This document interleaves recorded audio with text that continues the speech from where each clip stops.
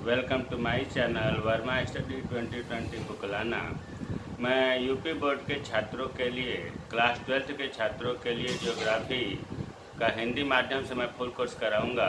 यदि आप full course करना चाहते हैं तो मेरे चैनल को सब्सक्राइब कीजिए और बेल आइकन को प्रेस करना न भूलें, ताकि जो भी वीडियो मैं अपलोड करूं उसका नोटिफिकेशन आपको सबसे पहले मिल सके।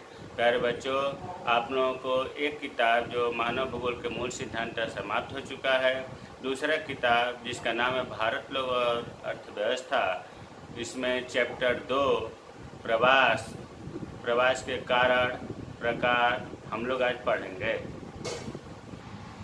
तो इस पाठ का नाम है प्रवास, प्रकार, कारण और परिणाम।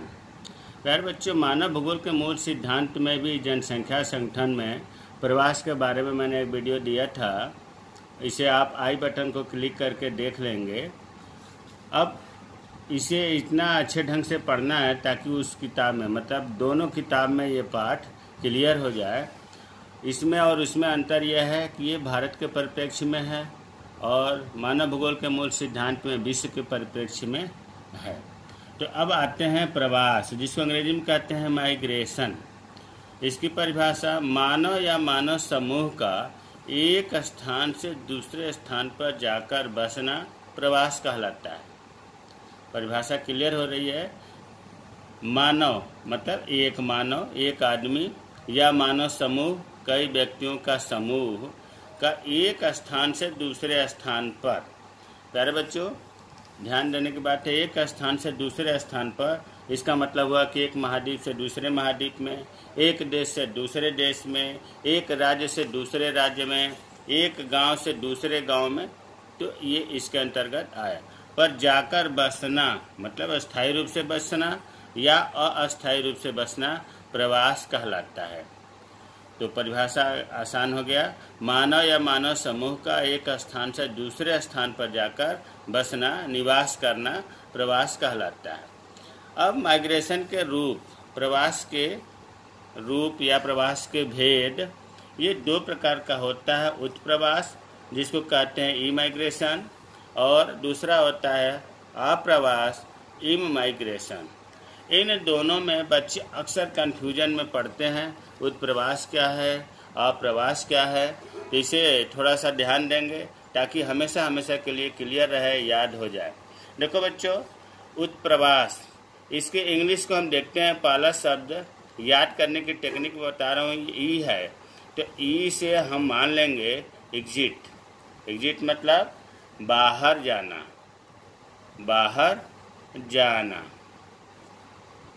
और इसमें इम है, इम को हम समझने के लिए इन मान लिया। इन का मतलब हो गया अंदर आना, अंदर आना। तो अब जो है क्लियर हो गया कि जब कोई व्यक्ति अपने देश से किसी कारण से बाहर जाता है, जब कोई व्यक्ति अपने देश से किसी कारण से बाहर जाता है तो उसे उत्प्रवास कहते हैं। और इसको ध्यान में रखते हुए क्या होगा कि जब कोई व्यक्ति, बाहर का व्यक्ति हमारे देश के अंदर आता है तो उसे अप्रवास कहते हैं। चलिए एक छोटा सा उदाहरण से देखते हैं। जैसे मान लीजिए कि ये एक देश है, अपना ही देश भारत, और ये दूसरा देश हमने मान लिया कोई अन्य देश, कोई भी देश मान लिया। अब इसमें से जैसे मान लीजिए कि कोई आदमी है, ये भारत से बाहर जाता है। देखो, अब भारत का व्यक्ति अपने देश से बाहर जाता है, बाहर जाना, तो इस स्थिति को हम कहते हैं उत्प्रवास। और जब अन्य व्यक्ति, यहाँ हमने एक व्यक्ति बना दिया, अन्य देश से व्यक्ति भारत के अंदर आता है, तो इस स्थिति को कहते हैं अप्रवास। अप्रवास। तो अब हम ये कह सकते हैं कि उत्प्रवास क्या है? जब कोई व्यक्ति अपने देश से किसी कारणवश, कारण कुछ भी हो सकता है, रोजगार के अवसर में, पढ़ने के उद्देश्य से, किसी कारण से बाहर जाता है तो उसे उत्प्रवास कहते हैं। अप्रवास का मतलब बाहर का व्यक्ति, दूसरे देश का व्यक्ति हमारे देश के अंदर आता है तो उससे अप्रवास कहते हैं। अब हमें उम्मीद है कि भूलेंगे नहीं। अंग्रेजी के अक्षर से ई से एग्जिट बाहर जाना और इम से इन मान लिया अंदर आना। अच्छा, हिंदी में भी देख लो तो हिंदी में आ है तो आ का अपने मन में बना लो कि आ का मतलब कि आने से है। तो उत्प्रवास, जब कोई व्यक्ति अपने देश से किसी कारण से बाहर जाता है तो उसे उत्प्रवास कहते हैं। अप्रवास, बाहर के व्यक्ति जब हमारे देश के अंदर आता है तो उसे अप्रवास कहते हैं। थोड़ा सा इसको सिस्टम से या अच्छे ढंग से परिभाषा करना हो तो उत्प्रवास, प्रवास की वह प्रक्रिया जिसमें व्यक्ति एक स्थान से दूसरे स्थान पर जाता है। याद, इसमें जाना ही तो मेन बात है। एक स्थान से दूसरे स्थान पर जाता है, प्रवास कहलाता है। अप्रवास, प्रवास की वह प्रक्रिया जिसमें व्यक्ति बाहरी स्थान से आता है। देख लो, इसमें आता है, अप्रवास कहलाता है। अब प्रवास के कारक, जब हमें पता है कि प्रवास दो प्रकार का होता है या दो भेद होते हैं, कौन कौन, एक उत्प्रवास और एक अप्रवास, तो उत्प्रवास के कारक और अप्रवास के कारक दोनों मिलाकर के प्रवास के कारक हो गए। तो अगर प्रवास के कारक पूछा जाए तो, या उत्प्रवास के कारक अप्रवास के कारक पूछा जाए तो एक ही चीज़ होगा। अब हम यहाँ ये बताना चाहते हैं कि अभी हमने बताया कि उत्प्रवास का मतलब होता है बाहर जाना।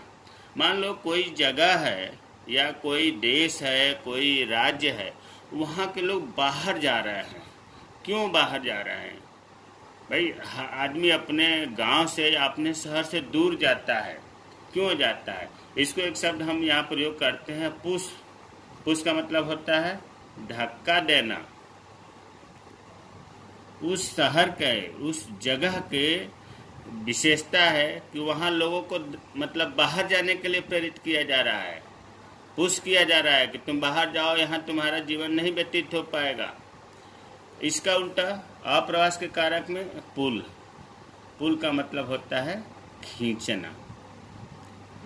तो प्यारे बच्चों, पुल यहाँ वो जगह या वो देश, वो स्थान जहाँ पर लोग आकर्षित होते हैं, वहाँ पर लोग जाना पसंद करते हैं।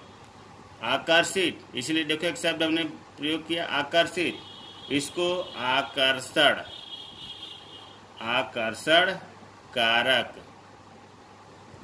अर्थात आकर्षित, वो स्थान आकर्षित करता है, अपने और लोगों को बुलाता है। और यहाँ क्या है कि ये आकर्षण का उल्टा प्रतिकर्षण कारक। प्यारे बच्चों, प्रतिकर्ष कारक किताबों में लिखा है, कहीं कहीं पर प्रतिकर्षण कारक लिखा है, तो इसमें कन्फ्यूजन मत होइएगा। उसी तरह से आकर्षण कारक या आकर्षक कारक लिखा है तो कन्फ्यूजन मत होइएगा। तो हम ये भी कह सकते हैं कि प्रवास के कारक दो प्रकार के होते हैं। कौन कौन?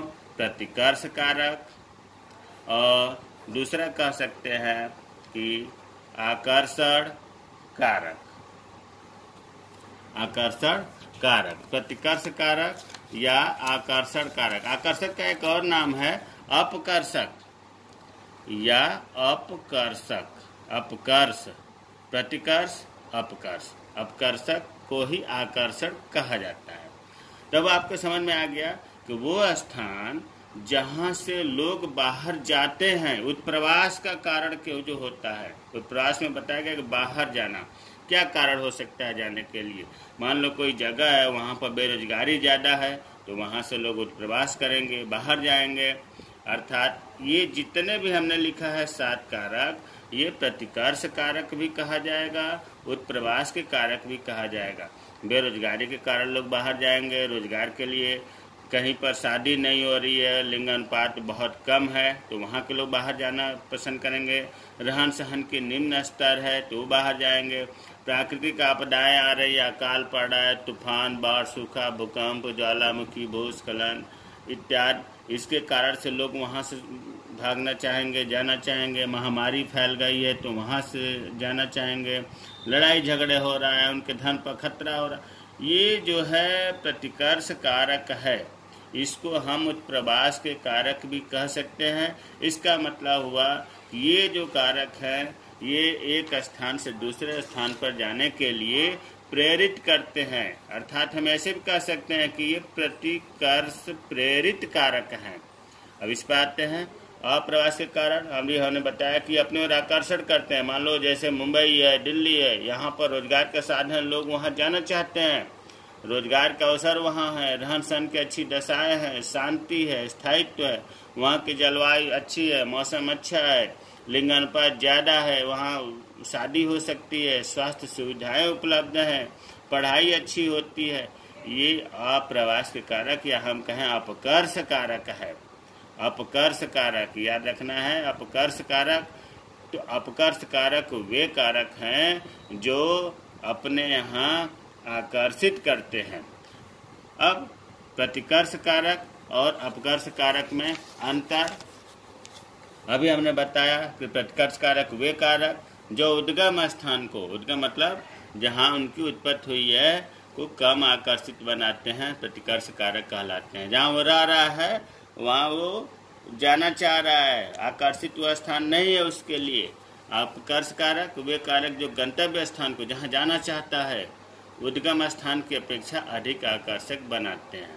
उदाहरण अभी हमने 7-8 ईस्वी में बताया, 7-8 ईस्वी में बताया अभी पीछे, ये इसके कारक हैं। प्रतिकर्ष कारक सोचने की बात है, समझने की बात है कि अगर प्रतिकर्ष कारक जहाँ से लोग जाएंगे वहाँ पर क्या होगा, उस क्षेत्र में जनसंख्या का आकार छोटा होगा क्योंकि वहाँ के लोग पलायन कर रहे हैं, वहाँ के लोग प्रवास कर रहे हैं। अपकर्ष कारक जहाँ पर लोग आ रहे हैं, बस रहे हैं, तो वहाँ के जनसंख्या का आकार बड़ा होगा। तो प्रतिकर्ष कारक अपकर्ष कारक में अंतर से क्लियर हो गया होगा।